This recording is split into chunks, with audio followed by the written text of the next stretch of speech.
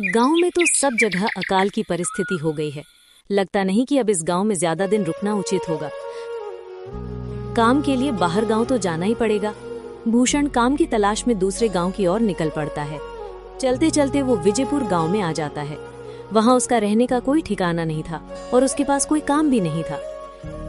चलते चलते वो एक अमीर किसान जगत सेठ के पास आ पहुंचता है।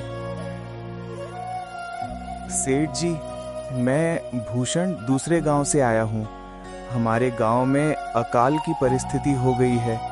लोगों के खेत सूखे पड़े हैं। गांव में बूंद बूंद पानी के लिए लोग तरस रहे हैं। अगर मुझे आपके पास कुछ काम मिल जाएगा तो बहुत कृपा होगी। अरे रे, लगता है तुम्हारी हालत बहुत खस्ता हो गई है।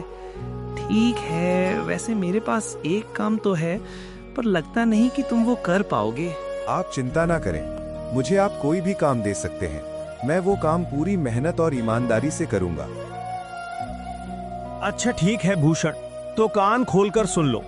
मेरे पास 50 गाय और 50 भैंस हैं। तुम्हें हर रोज उन जानवरों का गोबर निकालना होगा और रोज सुबह शाम उन्हें चारा पानी देना होगा। महीने के आखिर में तुम्हें इस काम के लिए 200 रुपए मिलेंगे। और हाँ, 2 वक्त का खाना भी हमारी तरफ से मुफ्त दिया जाएगा। बोलो, क्या तुम ये काम कर पाओगे? अरे बाप रे, 50 गाय और भैंसों को संभालना आसान काम नहीं है।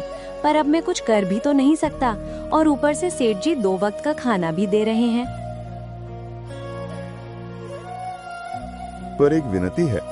हाँ बोलो भूषण, क्या बात है सेठ जी?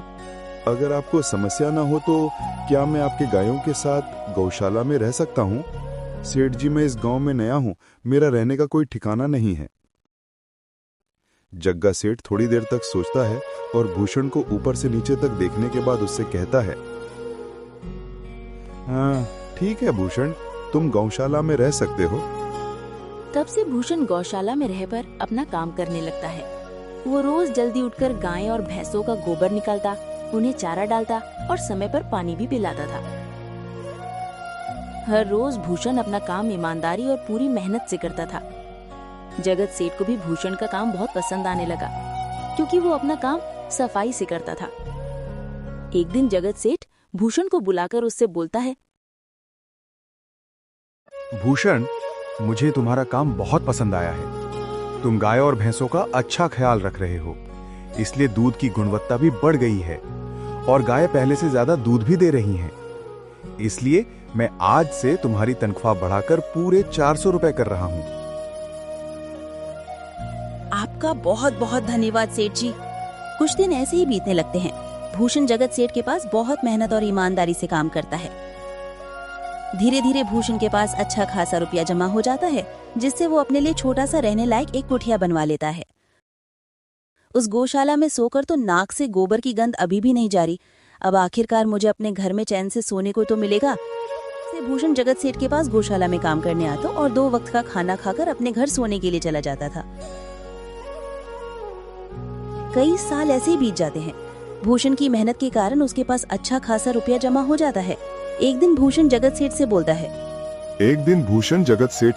है, सेठ जी, आजकल गांव में चोरी की समस्या बहुत बढ़ गई है और मेरे पास कुछ रुपए भी जमा है जो मैंने अपने घर में रखे हुए हैं, पर मुझे उन पैसों की चोरी की चिंता हो रही है। आपको तो पता है कि मैं दिन भर आपके पास ही काम करता हूँ और सिर्फ रात में ही घर सोने जाता हूँ, इसलिए मुझे रोज उन पैसों की चोरी की चिंता सताती है। हाँ भूषण, तुम बात तो बिल्कुल सही कह रहे हो। आए दिन गांव में नए नए चोरी के किस्से सामने आ रहे हैं और दिन भर तो तुम्हारा घर खाली ही रहता है, तो चोरी होने की संभावना तो जरूर है। जगत सेठ थोड़ी देर सोचता है और फिर भूषण से कहता है, देखो भूषण, ऐसे समय में तो गांव में एक ही जगह है जहां पर तुम्हारा धन सुरक्षित रह सकता है, और वो है जमींदार का घर। क्या जमींदार का घर? हाँ भूषण, इस गांव के जमींदार बहुत ईमानदार और दयालु हैं, ऐसा मैंने कुछ लोगों से सुना है, और उनके घर पर बहुत सारे पहरेदार भी हैं, तो चोरी होने की संभावना बहुत कम है। तुम अपने पैसे उनके पास रख सकते हो। अच्छा, ऐसा है क्या सेठ जी? ठीक है, फिर आज ही मैं जमींदार जी से मिलकर बात करता हूँ और उन्हें अपनी समस्या बताता हूँ। उस दिन भूषण जमींदार जी के घर उनसे बात करने जाता है। ए तो रुको, कहाँ अंदर आए जा रहे हो? वहीं रुक जाओ। जी मुझे जमींदार जी से मिलना है, मुझे उनसे कुछ काम है। क्या काम है तुमको उनसे? मुझे जरा बताओ। जी मुझे कुछ पैसे रखवाने थे उनके पास, यही काम के लिए आया था मैं। अच्छा ठीक है, तुम अंदर जा सकते हो। नमस्ते जमींदार जी, मैं भूषण जगत सेठ के यहाँ काम करता हूँ। कुछ साल पहले ही मैं दूसरे गांव से यहाँ आया हूँ। अच्छा भूषण, बोलो तुम्हारा क्या काम है मेरे पास? जमींदार जी, मैं सालों से जगत सेठ के पास काम कर रहा हूँ और मैंने कुछ रुपए भी जमा कर लिए हैं, पर बात यह है कि गांव में चोरी की समस्या बहुत बढ़ गई है, तो मुझे अपने रुपए घर में रखने से डर लग रहा है।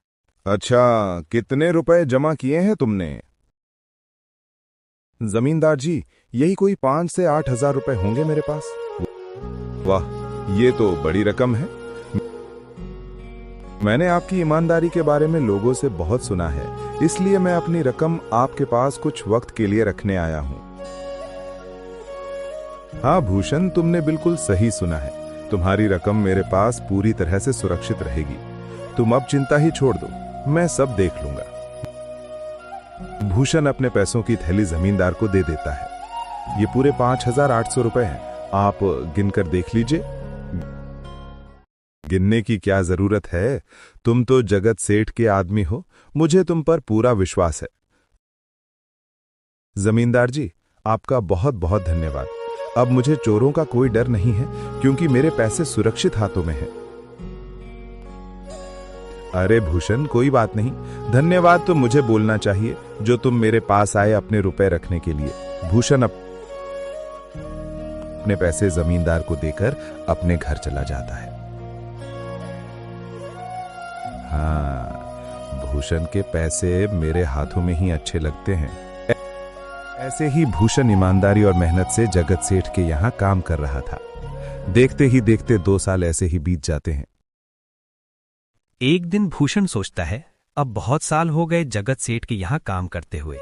वैसे सेठ जी तो बहुत अच्छे इंसान हैं, पर सोच रहा हूँ कि खुद की जमीन लेकर उस पर मेहनत करूँ, तभी मैं बड़ा आदमी बन सकता हूँ। अब जो मेरे पास थोड़े कुछ पैसे हैं और जो जमींदार के पास कुछ पैसे संभालने के लिए दिए हैं, वो जमा करके थोड़ी जमीन खरीद लूंगा। आज ही जमींदार से मिलने जाता हूँ और अपने रुपए मांगता हूँ। ये सोच के भूषण जमींदार जी के घर चला जाता है। जमींदार जी, मैं अपने रुपए वापस लेने आया हूँ। आपके पास मैंने 5,800 रुपए दिए थे संभालने के लिए। अरे भाई साहब, मैंने पहचाना नहीं आपको, वैसे कौन हो आप? अरे जमींदार जी, मैं भूषण हूँ। पिछले साल मैंने आपको पैसे संभालने के लिए दिए थे, याद आया कुछ? अरे भाई साहब, मेरे पास कितने सारे लोग आते जाते हैं पैसे रखने के लिए और सभी के साथ मेरा अच्छा व्यवहार होता है।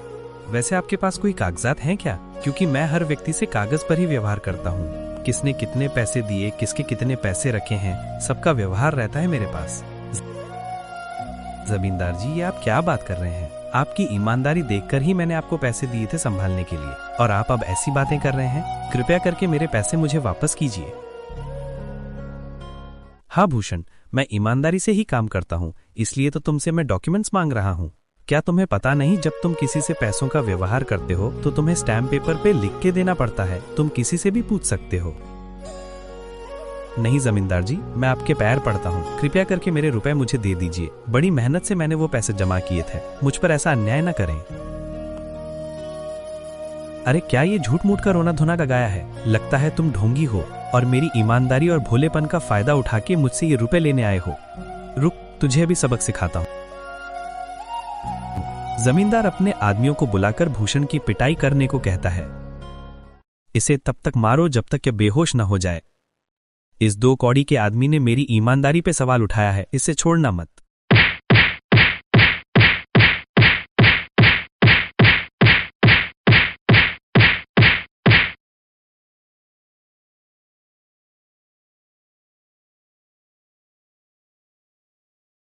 जमींदार के आदमी भूषण को डंडे से खूब मारते हैं। फिर भूषण दुखी होकर अपने घर चला जाता है। भूषण के शरीर पर घाव के निशान स्पष्ट दिखाई दे रहे थे। 2 दिन से भूषण घाव के दर्द के कारण जगत सेठ के घर काम के लिए नहीं जा पाता है। इसलिए अगले दिन जगत सेठ भूषण के पास आ जाते हैं। वो देखते हैं कि भूषण खाट पर सो रहा है और वो बड़ा ही चिंता में नजर आ रहा है। भूषण भाई, तुम 2 दिन काम पर नहीं आए, क्या हुआ भाई? तबीयत ठीक है ना तुम्हारी? कुछ समस्या है क्या? अरे सेठ जी, आप खुद यहां आए हो। आप खबर भिजवाते तो मैं खुद चला आता। अरे भूषण, कोई बात नहीं। तुम्हें देखकर लगता है तुम बीमार हो। क्या हुआ है तुम्हें? जगत सेठ, क्या बताऊं? जिस जमींदार के पास पिछले साल मैंने अपने पैसे संभालने को दिए थे, वो आज मुझे पैसे वापस नहीं करना चाहता। वो बहुत लालची इंसान है। वो लोगों को ठग रहा है। और जब मैंने बाद में गिड़गिड़ाना शुरू किया तो उसने डंडे से मार मारकर मेरी पिटाई करवा दी और मुझे वहां से धक्के मारकर निकाल दिया। अरे बाप रे, ये तो बड़ा ही गंभीर विषय है।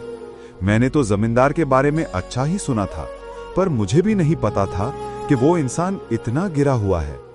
तभी मैं सोचूं, हर साल उसकी संपत्ति इतनी ज्यादा कैसे बढ़ रही है। मुझे माफ कर दो भूषण, मैंने ही तुम्हें जमींदार के पास जाने को बोला था। गलती तो मेरी भी है। नहीं जगत सेठ, आप तो मेरा अच्छा ही सोच रहे थे। ये तो उस जमींदार का लालच है। अब लगता नहीं मेरे पैसे उस जमींदार से वापस मिलेंगे भी। भूषण, मेरे पास एक तरकीब है जिससे मैं तुम्हारे पैसे तुम्हें वापस दिला सकता हूं। जगत सेठ भूषण के कान में सारी तरकीब बताता है। ठीक है सेठ जी, हे ऊपर वाले, ये तरकीब का। अगले दिन जगत सेठ बहुत सारे पैसों को एक सूटकेस में भरकर खुद जमींदार के घर जाता है। अरे जगत सेठ, आप खुद यहाँ? बोलो भाई, इस गरीब के घर कैसे आना हुआ? हमारा तो ये सौभाग्य है कि आप जैसे धनी आदमी के चरण हमारे घर में लगे हैं। अरे जमींदार जी, आप तो मुझे अब लज्जित कर रहे हैं। वैसे मैं कुछ महीनों के लिए दूसरे राज्य में व्यापार करने जा रहा हूँ। मैं ये लगभग 5,000 रुपए लाया हूँ। मुझे डर है कि कहीं ये चोरी ना हो जाए। क्या आप मेरे सारे पैसे अपने पास संभाल कर रख सकते हैं? आपके सिवा इस गांव में और किसी पर भरोसा नहीं कर सकता। अरे जगत सेठ, ये भी कोई पूछने की बात है? मेरे पास आपके पैसे बिल्कुल सुरक्षित रहेंगे। आप निश्चिंत होकर व्यापार करने जा सकते हैं। इस बार तो बड़ी मछली हाथ लगी है। बार बार ऐसा मौका नहीं मिलता। भारी माल हाथ में लगने वाला है। तब भी वहां पर भूषण आ जाता है। अरे भूषण, तुम अच्छा हुआ तुम आ गए। मैं तुम्हारे पास ही आने वाला था। मुझे माफ करना, उस दिन तुम्हें पहचान नहीं पाया। इतने सारे लोग मेरे पास आते हैं तो जरा परेशानी होती है, पर मैं अपनी बातों का बड़ा पक्का हूं। हाँ रुको, मैं तुम्हारे सारे पैसे अभी देता हूं। जमींदार भूषण के सारे पैसे उसे लौटा देता है। माफ करना भूषण, मेरे आदमियों ने तुम्हारे साथ उस दिन बदतमीजी की। मैं आज ही उनको काम से निकालता हूं। भूषण बिना कुछ बोले वहां से चला जाता है।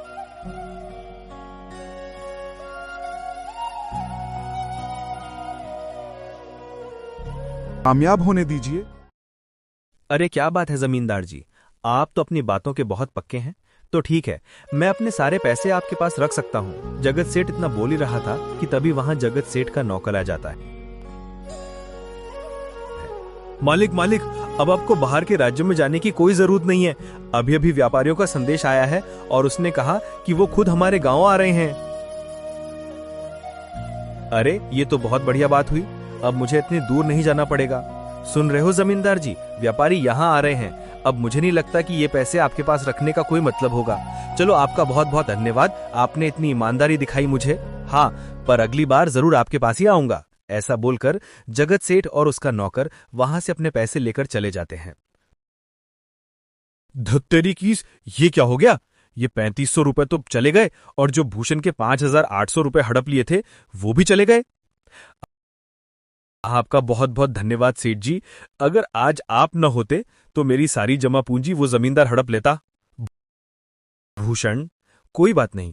जो व्यक्ति मेहनत और ईमानदारी से कमाता है, ऊपर वाले उसका कभी बुरा नहीं होने देते, और जो हराम की कमाई का खाता है उसका कभी अच्छा नहीं होने देते।